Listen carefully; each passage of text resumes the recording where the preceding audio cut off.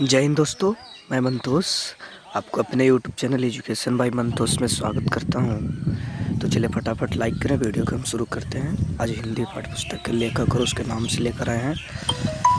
तो दोस्तों बिना ट्रिक के याद होगा दोस्तों आप लोग को लेखक और उसके नाम जब याद रखेंगे तो आपको 4-5 नंबर बोनस में मिलेंगे। पिछले वीडियो में जैसे कि मैंने बताया था, तो वीडियो को अब शुरू करते हैं। तो आप लोग फटाफट पहले एक लाइक कर दें। अगर आप लोग नए हैं तो सब्सक्राइब करें। तो नंबर 1 पाठ कहता है श्रम विभाजन और जाति प्रथा। दोस्तों श्रम विभाजन और जाति प्रथा के लेखक हैं भीमराव अंबेडकर। वैसे भी आप लोग जानते हैं कि विभाजन हुआ तो जब मेरा देश का, तो उस समय अंबेडकर जी एक संविधान बनाए थे। तो आप इजीली इसको याद कर सकते हैं कि श्रम विभाजन और जाति प्रथा के लेखक हैं भीमराव अंबेडकर। यानी कि आप ऐसे भी याद करें पीछे से भी कि भीमराव अंबेडकर किसका लेखक है? श्रम विभाजन और जाति प्रथा का। श्रम विभाजन और जाति प्रथा का लेखक है भीमराव अंबेडकर। अगर आप दोनों तरफ से याद रखेंगे तो हमें आशा नहीं पूर्ण विश्वास है कि आपको पूरा याद होगा। अब चलते हैं सेकंड पार्ट में, 20 के दांत। सेकंड पार्ट में दोस्तों पढ़ना है 20 के दांत, जिसके लेखक हैं नलिन बिलोचन शर्मा। तो नलिन बिलोचन शर्मा जी हैं 20 के दांत के लेखक। तो ऐसे भी जानते हैं दोस्त कि 20 के जो दांत होता है वो काफ़ी खतरनाक होता है, तो उसका विलोचन हो जाता है नली में। नली मिस नली मान लेना है आपको। तो यानी कि 20 के दांत को हम लोग, जो खराब गंदे चीज़ होते हैं उसको हम लोग क्या करते हैं, तो नली में बेच देते हैं। ठीक है। तो दोस्तों जैसा कि आप देखें अभी कि 20 के दांत नलिन बिलोचन शर्मा थे। अब चलते हैं नंबर 3 पार्ट पे। तो नंबर 3 पार्ट कहता है कि भारत से हम क्या सीखें। तो भारत से हम क्या सीखें, इसके लेखक है मैक्स मुलर। तो दोस्तों आप ऐसे इसको याद पहले करें कि भारत से हम क्या सीखें, Max Muller. Max Muller, Bharat से हम क्या सीखें। अगर आप दोनों तरफ से याद करेंगे तो मुझे पूर्ण विश्वास है कि आप कभी नहीं भूल पाइएगा। तो ऐसे भी हम लोग थोड़ा सा इसको जानें अपने दिमाग में रखने के लिए, भारत से हम क्या सीखें। तो भारत हो गया, मैक्स मिस अधिकांश यानी अधिकतम होता है। तो भारत के अधिकांश लोग जो होते हैं ना, अभी सीखते हैं, सब चीज़ को सीखते हैं, ट्राई करते हैं। इसलिए हम लोग इसको कह सकते हैं कि भारत से हम क्या सीखे के लेखक हैं मैक्स मुलर। तो मैक्स मुलर भारत से हम क्या सीखे का लेखक रहे हैं। अब नंबर 4 पार्ट आता है नाखून क्यों बढ़ते हैं। दोस्तों नाखून क्यों बढ़ते हैं के लेखक हैं हजारी प्रसाद द्विवेदी। तो द्विवेदी दो वेदों का ज्ञाता होता है। तो नाखून क्यों बढ़ते हैं, इसका लेखक हजारी प्रसाद द्विवेदी। तो दोस्तों जैसा कि बात है कि नाखून बढ़ता है हजारों बार बढ़ता है। इस तरह से आप इसको याद कर लेंगे कि नाखून हजारों बार बढ़ता है, 1000 बार यानी हजारों से हजारों बार, इस तरह से। तो नाखून क्यों बढ़ते हैं, हजारी प्रसाद द्विवेदी। अब चलते दोस्तों आगे, नंबर 5 पार्ट में है नागरी लिपि। इसका है गुणाकर मूले लेखक, यानी कि नागरी लिपि के लेखक हैं गुणाकर मूले। गुणाकर मूले जो हैं किसका लेखक है, तो नागरी लिपि का। तो नागरी में नगर मान लेना है। तो नगर वाले लोग गुणवान होते हैं। ठीक है, नगर वाले लोग गुणवान होते हैं ग्रामीण लोग से। इस चलते इसको याद कर लेना है इस तरह से कि नागरी लिपि गुणाकर मूले हैं, इसका लेखक क्या है, तो नागरी लिपि का लेखक है गुणाकर मूले। दोस्तों आप लास्ट तक वीडियो को वॉच करें, आपको पूर्ण रूप से याद हो जाएगा। तो आगे चलते हैं नंबर पार्ट 6 में। तो नंबर 6 पार्ट में देता है बहादुर। बहादुर का लेखक है अमरकांत। तो दोस्तों आप जानते हैं कि जैसा कि मैं बार बार बोल रहा हूँ, इसको आप दोनों तरफ से याद करें, दाएं और बाएं, लेफ्ट हैंड साइड और राइट हैंड साइड से। तो बहादुर के लेखक है अमरकांत। तो जो बहादुर होता है वो अमर होता है, यानी कि बहादुर लोग डरता नहीं है मरने से, और जो मरता नहीं है इससे बहादुर लोग युद्ध करता है, अमरत्व प्राप्त होता है बहुत सारे को। तो इस तरह से बहादुर लोग अमर होते हैं, याद कर सकते हैं। अब नंबर 7 पार्ट में देता है परंपरा का मूल्यांकन। तो परंपरा का मूल्यांकन दोस्तों जिसका लेखक है रामविलास शर्मा। तो परंपरा का जीता जागता सबूत है हमारे भगवान राम, जैसा कि आप जानते हैं। तो परंपरा के बारे में भगवान राम से हमें बहुत सारी शिक्षा मिलती है, सीख मिलती है। इसलिए आप इसको याद कर सकते हैं कि परंपरा का ज्ञान राम यानी रामविलास शर्मा। परंपरा तो राम, तो परंपरा का मूल्यांकन रामविलास शर्मा जी का है। तो रामविलास शर्मा जी का कौन सा पाठ लिखा हुआ है, तो परंपरा का मूल्यांकन। तो दोस्तों आगे बढ़ते हैं इस वीडियो में। तो नंबर 8 पाठ होता है जीत जीत मैं निरखत हूँ। जीत जीत मैं निरखत हूँ। इस पाठ के लेखक हैं पंडित बिरजू महाराज। तो दोस्तों जीत जीत मैं निरखत हूँ, इसका लेखक है पंडित बिरजू महाराज। और काफ़ी इम्पॉर्टेंट क्वेश्चन है ये, आप इस बात को ध्यान भी देंगे कौन सा इम्पॉर्टेंट क्वेश्चन होता है। तो इसको भी हम लोग ऐसे याद करेंगे कि पंडित बिरजू महाराज जीत जीत मैं निरखत हूँ का लेखक हैं। जीत जीत मैं निरखत हूँ का लेखक है पंडित बिरजू महाराज, यानी कि पंडित बिरजू महाराज के द्वारा जीत जीत मैं निरखत हूँ लिखा गया है। तो दोस्तों जो जीतता है, जो बार बार जीतता है, उसको महाराज कहते हैं, हम लोग महाराजा कहते हैं। तो आगे चलते हैं दोस्तों। अभिनव 9 नंबर पार्ट में है अभिनव। इसका लेखक हैं अशोक वाजपेयी। तो अशोक वाजपेयी जी इसका लेखक हैं। तो अभिनव आप देख रहे हैं कि ये आपके 10वीं वर्ग के हिंदी पाठ्य पुस्तक में अ से जिसका अ हो, लेखक का नाम और पाठ का भी नाम अ हो, मात्र एक ही है। तो आप इसको अ से अ याद कर सकते हैं, यानी कि अभिनव के लेखक हो जाएंगे अशोक वाजपेयी। देख रहे हैं कि अभिनव अशोक वाजपेयी में भी अ, तो दोनों मिलता जुलता है, यानी अशोक वाजपेयी अभिनव के लेखक हैं। आगे चलते हैं 10 में दोस्तों। पाठ 10 का जो कि नाम है शीर्षक का मछली। मछली विनोद कुमार शुक्ल जी के द्वारा लिखा गया है। तो दोस्तों मछली काफ़ी इंपॉर्टेंट पार्ट है, इससे बहुत सारे सब्जेक्टिव क्वेश्चन भी आते हैं। मैं सभी पार्ट का सब्जेक्टिव भी करवाऊंगा आप लोग को। तो मछली दोस्तों, शुक्ल को आप लोग शुल्क मान लीजिएगा। तो मछली खरीदने में शुल्क लगता है, तो इसलिए आप याद कर सकते हैं इसको कि मछली पाठ के लेखक है विनोद कुमार शुक्ल, यानी कि विनोद कुमार शुक्ल के द्वारा मछली पाठ को लिखा गया है। दोस्तों मछली पाठ के लेखक है विनोद कुमार शुक्ल, यानी कि विनोद कुमार शुक्ल के द्वारा मछली लिखा गया। अब आगे चलते हैं। पाठ नंबर 11 नौबत खाने में इबादत। नौबत खाने में इबादत, इसके लेखक है यतेंद्र मिश्र, यानी कि यतेंद्र मिश्र के द्वारा नौबत खाने में इबादत पाठ लिखा गया है, जिसका शीर्षक का नाम है नौबत खाने में इबादत।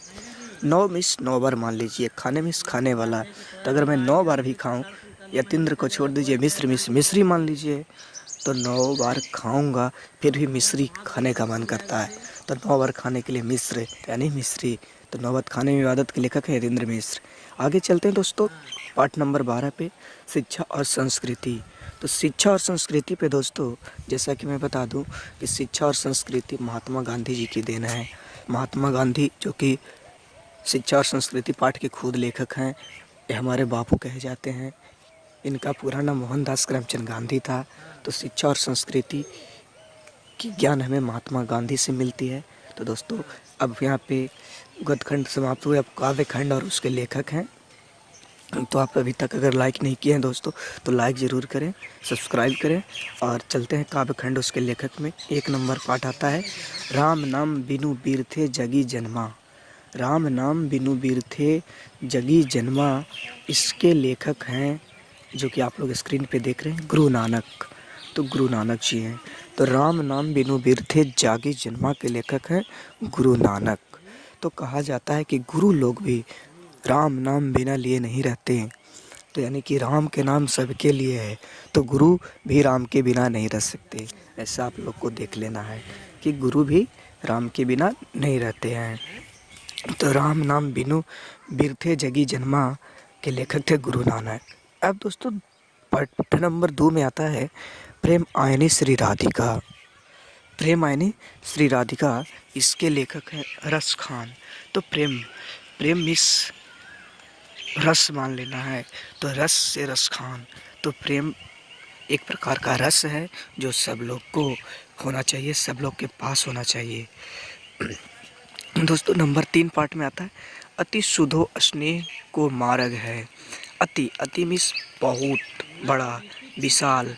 इधर घनानंद मिस घना अगर देख लें तो भी बहुत होता है, बड़ा चीज़, बहुत सारा चीज़ इससे जा रहा है दोस्तों, स्किप कर दिए इसको हम। तो अति सुधो स्नेह को मार्ग है घनानंद, यानी कि घनानंद जी के द्वारा अति सुधो स्नेह को मार्ग लिखा गया है। तो आगे देखते हैं दोस्तों नंबर 4 पार्ट।